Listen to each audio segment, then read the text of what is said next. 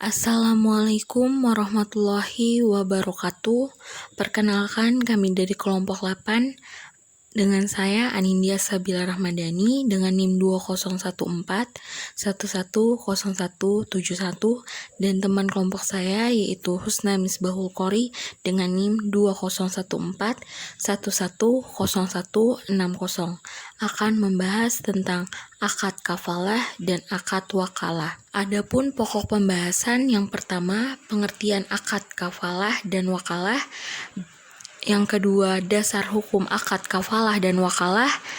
Yang ketiga, rukun dan syarat akad kafalah dan wakalah. Yang keempat, aplikasi akad kafalah dan wakalah dalam lembaga keuangan syariah. Bahasan pertama akan dibahas oleh saya sendiri, yaitu pengertian akad kafalah dan wakalah.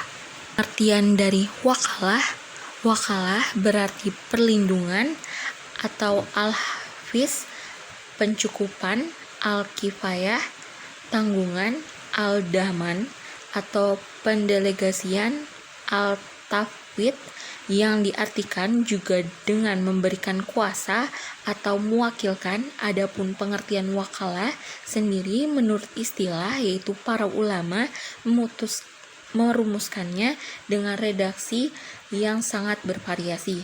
Syed Sabik mengatakan bahwa wakalah adalah pelimpahan kekuasaan oleh seorang kepada orang lain dalam hal-hal yang boleh diwakilkan. Kelompok Hanafiyah merumuskan bahwa wakalah itu berarti seseorang mempercayakan orang lain menjadi ganti dirinya untuk bertasbaruk pada bidang-bidang tertentu. Dalam wakalah adanya perjanjian antara satu orang dengan orang lain.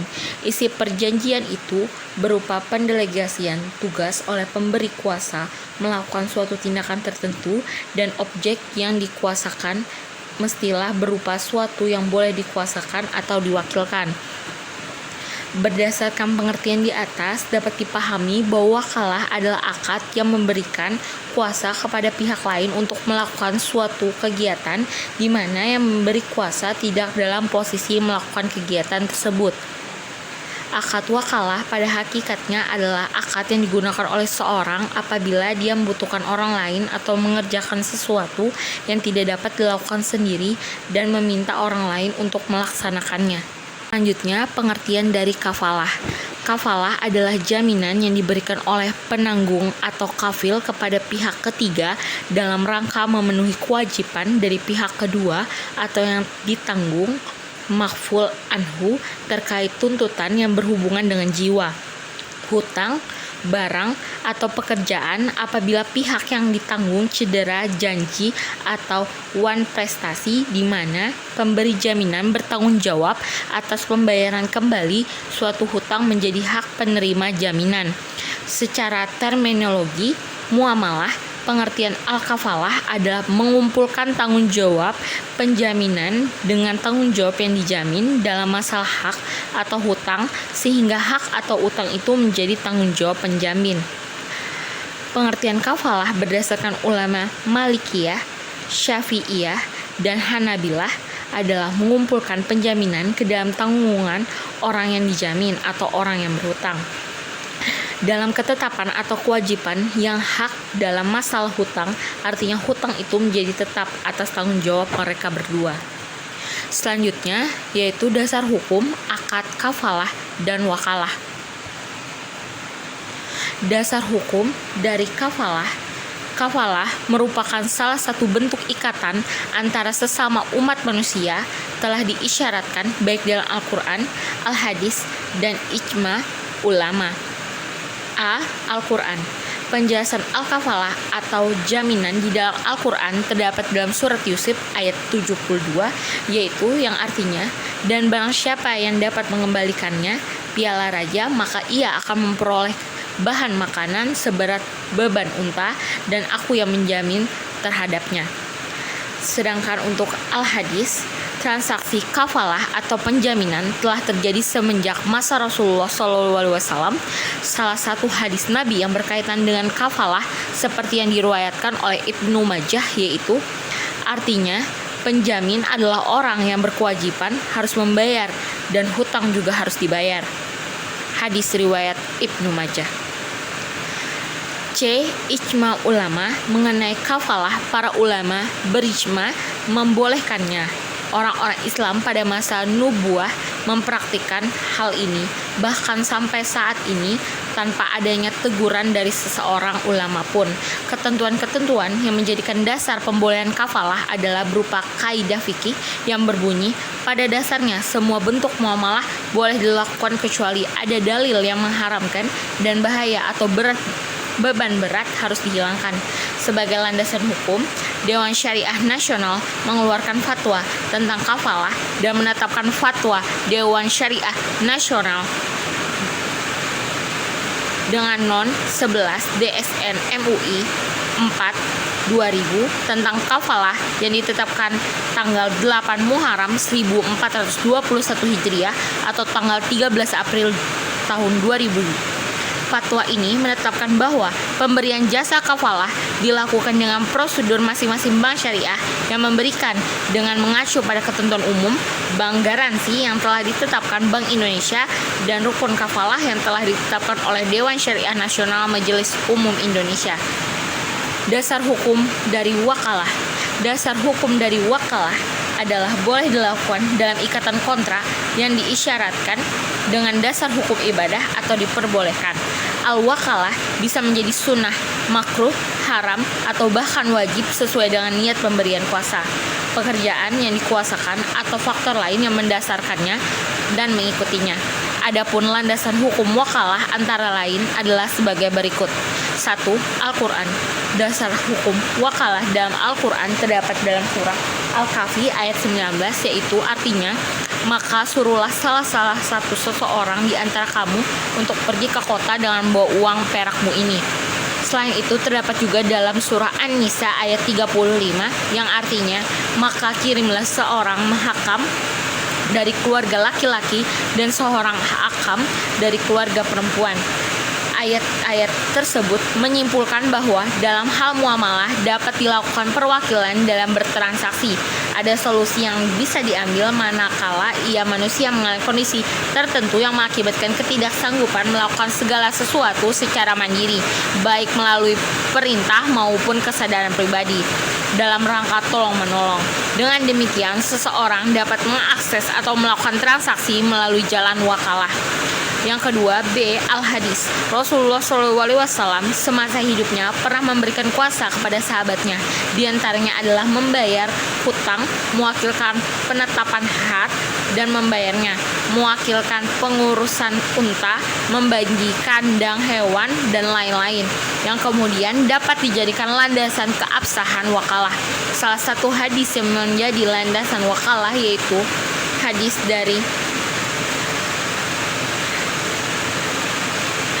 riwayat Maliki non 678 dalam kitab Al-Mutahattah, yang artinya, dan dari Sulaiman bin Yasar bahwa Nabi SAW mengutus Abu Rafi, hamba yang pernah dimerdekakannya, dan seorang laki-laki Ansor.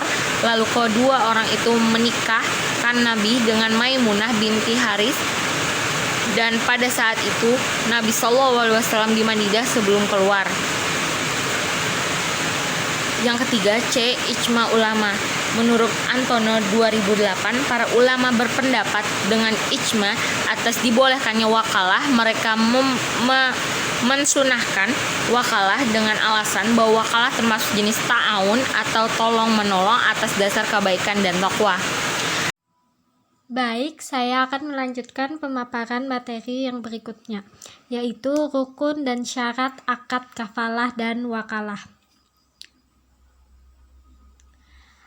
Akad kafalah. Rukun kafalah. 1. Pihak penjamin atau penanggung atau kafil dengan syarat balik atau dewasa, berakal sehat, berhak penuh melakukan tindakan hukum dalam urusan hartanya, dan rela atau ridho dengan tanggungan kafalah tersebut.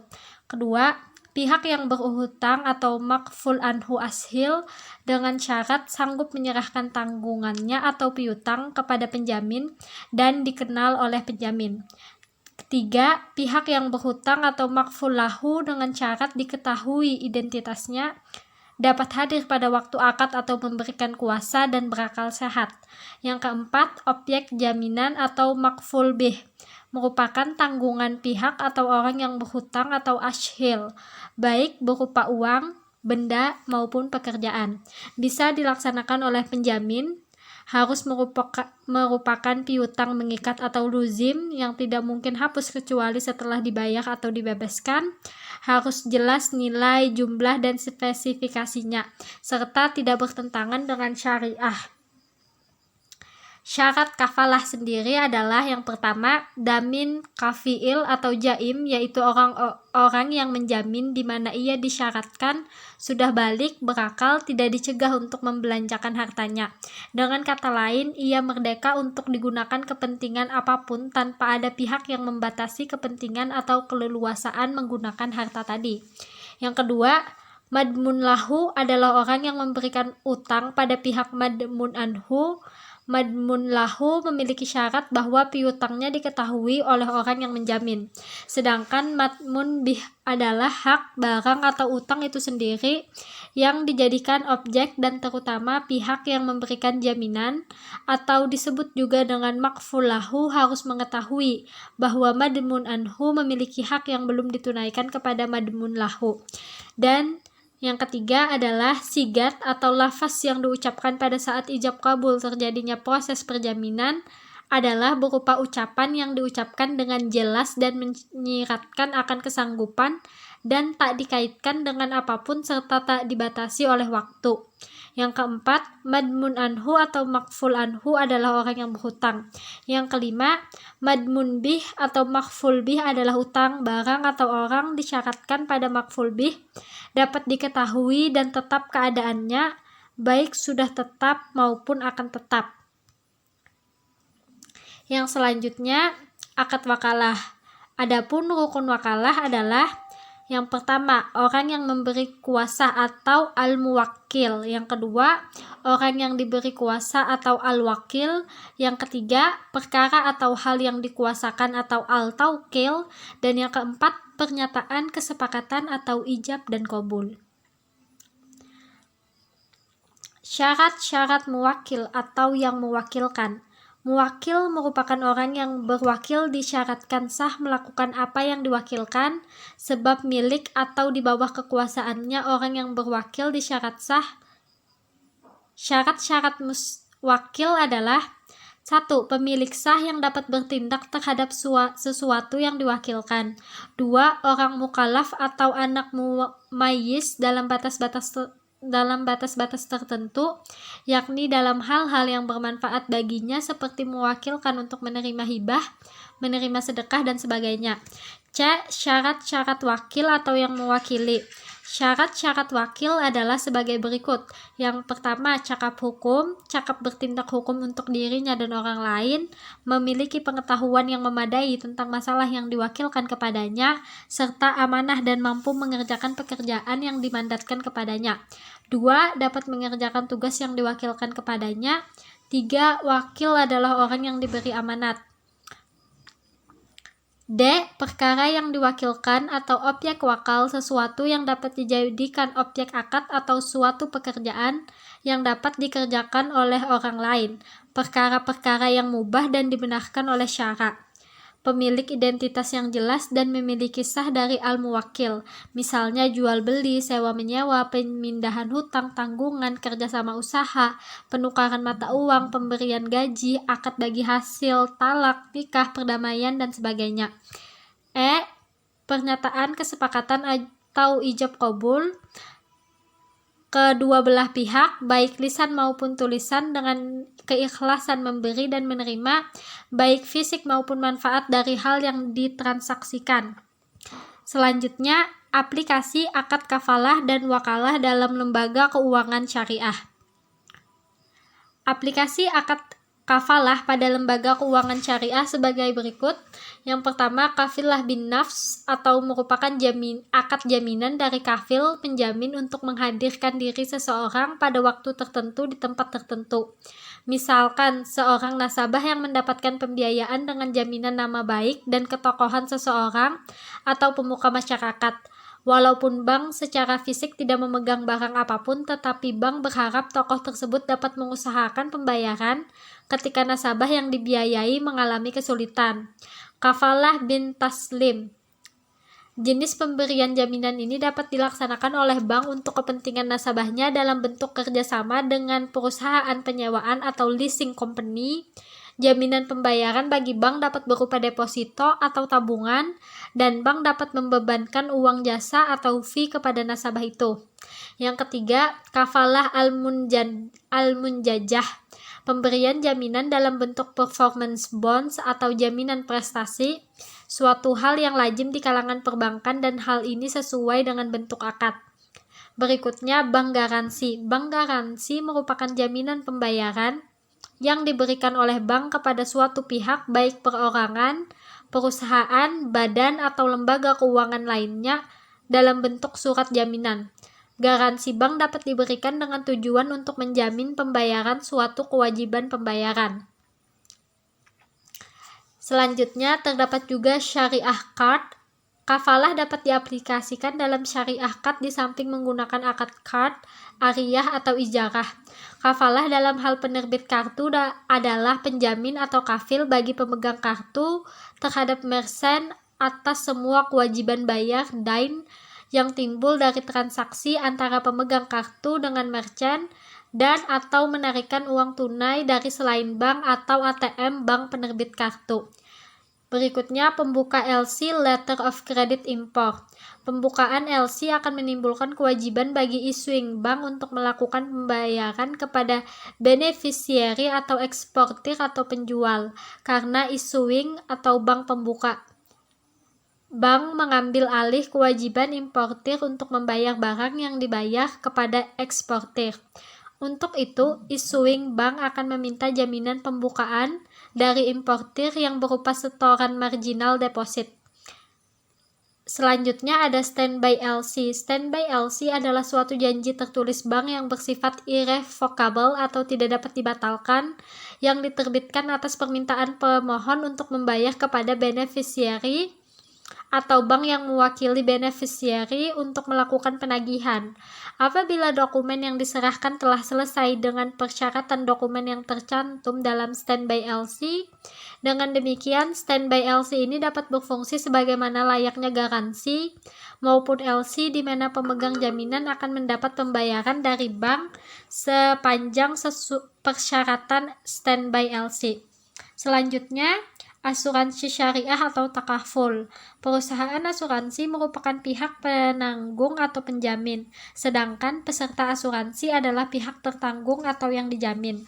Sehingga dalam suatu asuransi terdapat perjanjian antar kedua belah pihak, di mana pihak yang terjamin diwajibkan membayar premi asuransi dalam masa tertentu.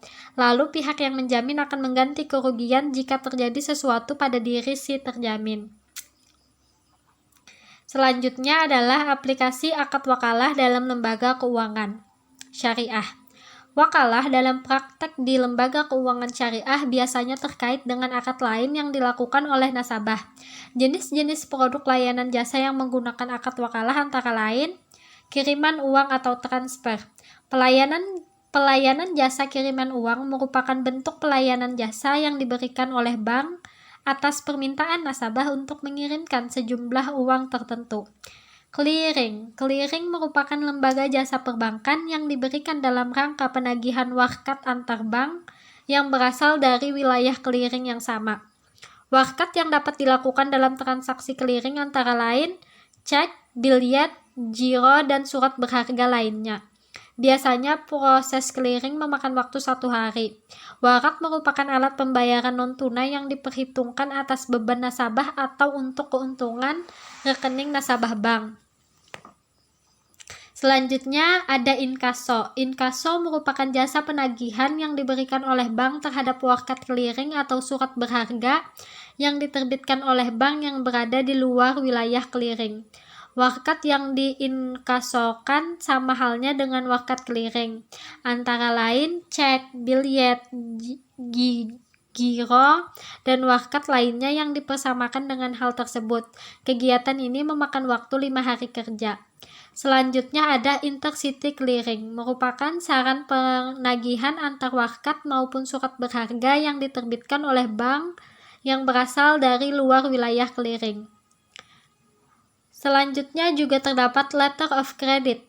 Letter of credit dapat didefinisikan sebagai jaminan bersyarat yang diberikan oleh bank yang menerbitkan LC atau issuing bank atau opening bank untuk membayar wesel yang ditarik oleh beneficiary sepanjang memenuhi persyaratan yang ditetapkan dalam LC dan mengacu pada UCP 600. Letter of credit adalah jasa bank yang diberikan kepada masyarakat untuk memperlancar pelayanan arus barang, baik barang dalam negeri, antar pulau, atau arus barang luar negeri atau ekspor-impor. Letter of credit juga merupakan dokumen monetary credit. Yang berikutnya ada payment. Payment merupakan pelayanan jasa yang diberikan oleh bank dalam melaksanakan pembayaran untuk kepentingan nasabah. Bank akan mendapatkan fee atas pelayanan jasa yang diberikan. Beberapa pelayanan jasanya adalah pembayaran telepon, pembayaran rekening listrik, pembayaran pajak, dan lain sebagainya. Sekian yang dapat kami sampaikan, kurang lebihnya kami mohon maaf. Wabillahi taufiq walhidayah. Wassalamualaikum warahmatullahi wabarakatuh.